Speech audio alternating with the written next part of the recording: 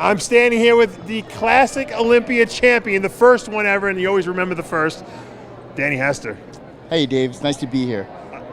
What's with the glasses? Is that like a new look for you? Like to see, like... I've always worn glasses. The reason I ask you that is because I need glasses, but I wear contact lenses because I feel like you don't like them. I've tried since I was 19 to wear contact lenses.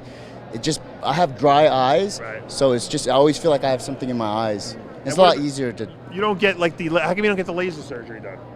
I just talked to my friend Mickey Rourke that just got it done, and I might do it too. I was waiting for technology to get better, which it has a little bit. I think they're perfect now. Yeah. The technology. Okay.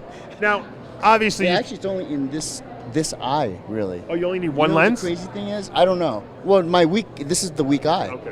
When I get this is like only off by a little bit, but this is really bad. Right.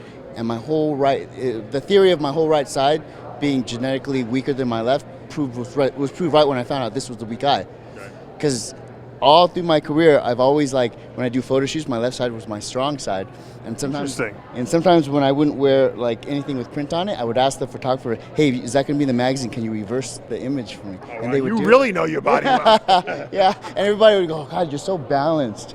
The funny thing is that you've always been in the media, so to speak. You always found a way to be known even without a pro card. It took you a long time to get a pro card. You got it at an older age, and now you're the Olympia champ. Yeah. I'm sure people were telling you, "What are you still doing this crap for?" What in your mind made you say, "You know what, I can still do this"? Because I've always stayed fit. I've always stayed in shape. For me, it was just not that much of a turn of the knob to compete, because I always stayed at a pretty high level.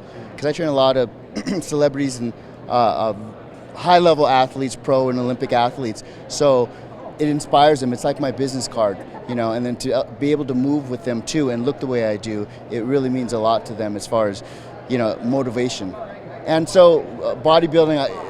I turned actually recently coming because of the division, but also because I was getting injuries, and I got back into just training specifically to strengthen areas like my knee. They said I needed knee surgery. I just strengthened it. I really did what I'm supposed to with therapy and deep tissue. And now it's still, I can't do certain movement, but for bodybuilding, I can still do it. Give me your top 5 celebrity clients you've trained over the years. Oh, Van Damme, Mickey Rourke, Charlie Sheen, Wesley Snipes, women, Marley Matlin. Who trains hardest?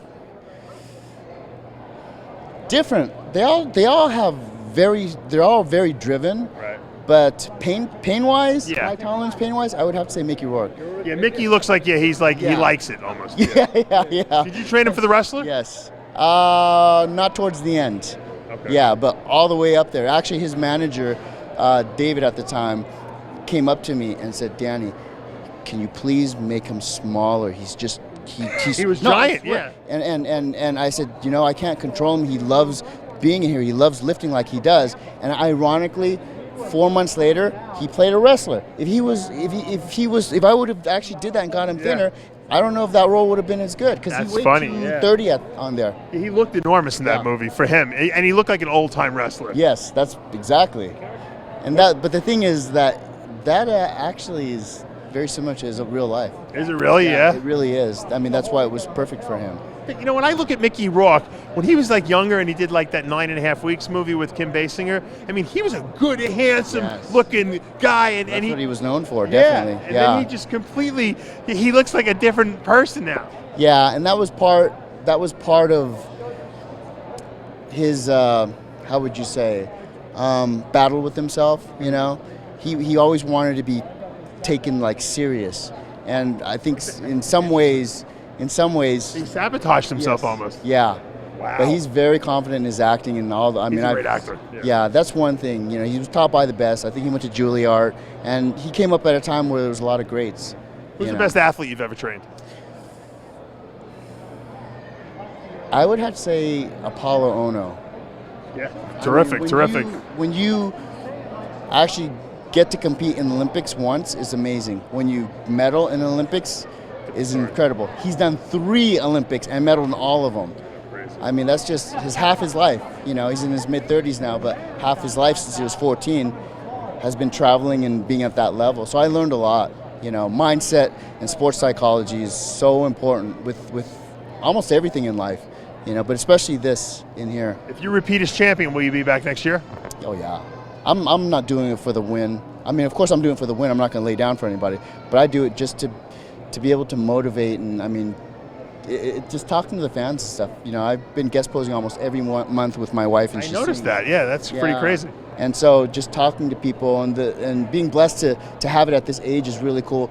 Rather than back in the 90s when I was doing covers and stuff, it's totally different because I feel like I can give a lot more and I have more wisdom to give to people, the younger people and the people that are our age and above. You know, so it's like both demographics. I'm able to inspire. You know, it's like, look at Flex. He's on stage with me. I guarantee you, if I didn't do it and do well, he would never have done it. I for sure. Yeah. That would sure be a feather in your cap if you beat Flex Wheeler, though, right? Well, not many guys can say they beat Flex Wheeler. that's true, but I'm not beating the Flex Wheeler. People have to realize. Oh, you're also older though, so you're beating him almost at you're almost the same age. That's true. That's true. So you're contemporary still. But I was a late peaker. I think he was early. You know. Best of luck this weekend. Thanks, Dave.